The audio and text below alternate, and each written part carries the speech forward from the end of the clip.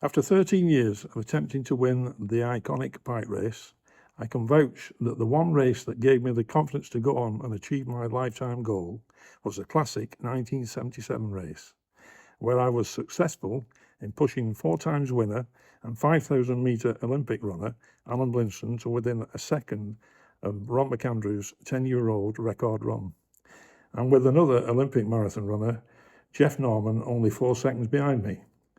I was pleased that my time of 16 minutes 42 seconds would have been good enough to have won the race on all but 3 occasions in its history. The following 3 runners also finished in under 17 minutes, including Mike Short, who had the unique distinction of winning the Fell Runner of the Year title twice. On the day of the race, I was lucky enough to round the tower and see that Mike was at least 40 to 50 yards behind me. And even with my limited skills at running downhill, it would be enough to register my first ever bike race win. I reckon that Mike showed me too much respect, and if he had seen the agony etched on my face as I was going past Rivington and Blackrod School, I'm pretty sure that the outcome of this race could have been reversed.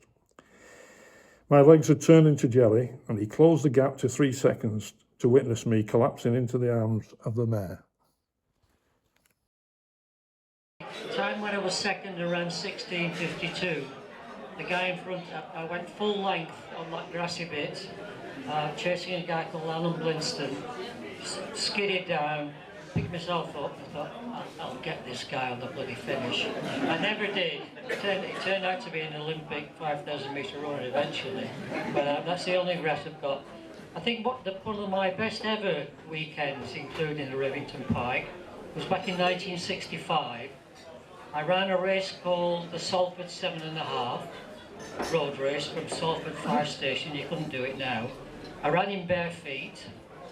The next day I came here and ran 17:08, and then on Easter Monday, I hadn't done enough by then, Easter Monday, a guy called Frank Morris, who was secretary of the Horwich Harriers at the time, drove me to a marathon up in the northeast, and I won that in 2 hours 26 or something like that. So not a bad weekend. Not a bad weekend of performances. I got, for Salford I got a set of kitchen scales. For this race I got 2 single bed sheets. It was presented at the Squirrel. Is it still a Squirrel? Still there? All right. And then I got a picnic hamper up at the marathon. Never mind, I was quite proud of all that. And I've had some happy days up here. It's just time where I've got a bit of a problem with my heart. I just wondered why last year I was running so badly, and if I really pushed myself, my blood pressure plummeted. And like today, coming down, I was trying to out sprint 2 people and they just left me behind, and I've lost it. Having said that, I did 1 hour and 50 seconds for a 10k at Trafford, so I had my on days as well as off days. But it's been great coming here, and I actually had a pint, and I'll have a bit of a walk and drive home and contemplate, and certainly I'll do what you said about the book. Yeah. Thanks everybody, well done everybody.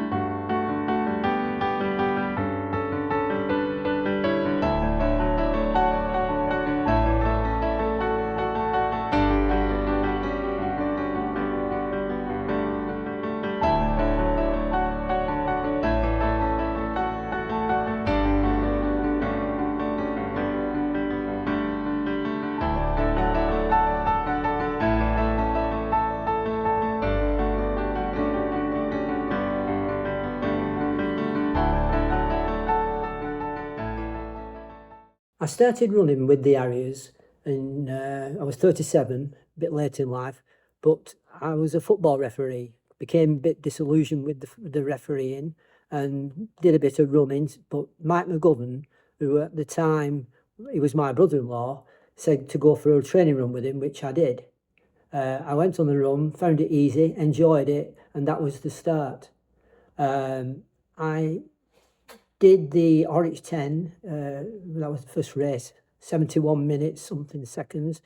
Thought I could beat that. The following year, I did 56, can't remember the seconds, but that was the start of thinking about the fells. And I started doing fell running and I won the English Championship, 40, over 40, and I won again at over 50. But in the meantime, I was encouraging people to rejoin or join us to compete.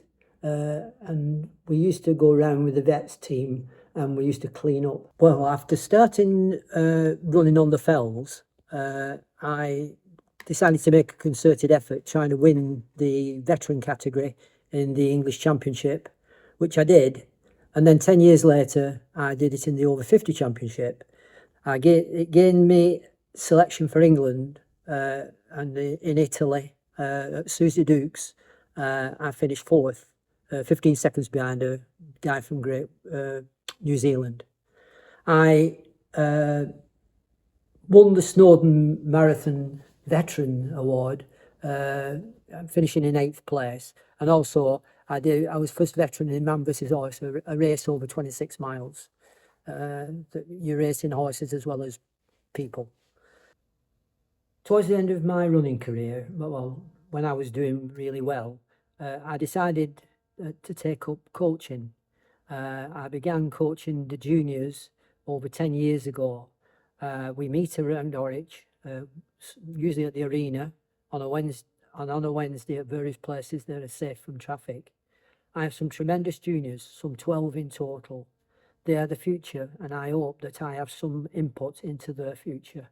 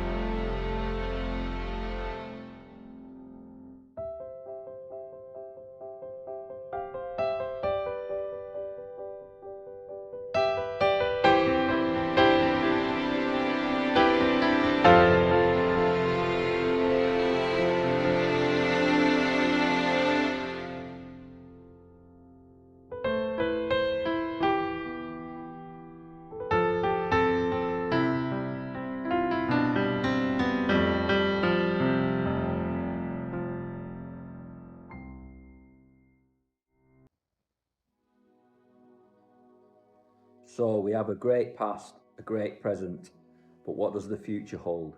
If only we could predict, but COVID proved we can't do that. So all we can do is plan. Plan for how we take the club forward.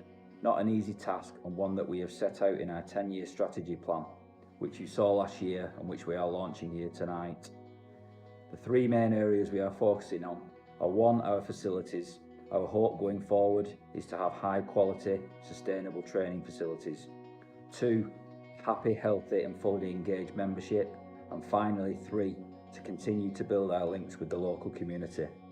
I think this plan shows the commitment from the club to keep us going in the right direction and build a structure that will hopefully mean that in another 100 years, someone will be stood here planning for our 200-year celebration. Past has brought us to this moment with all its memories and lessons. The past is a source of wisdom and knowledge. The present is a gift we must cherish and make the most of. It is in the present that we have the power to effect change, to make a difference and to create the future that we desire. And then the future, a realm of possibilities waiting to be realised. We must approach the future with optimism, determination, as what we do today will shape the club for the world of tomorrow. We must remember the past informs the present and the present creates the future.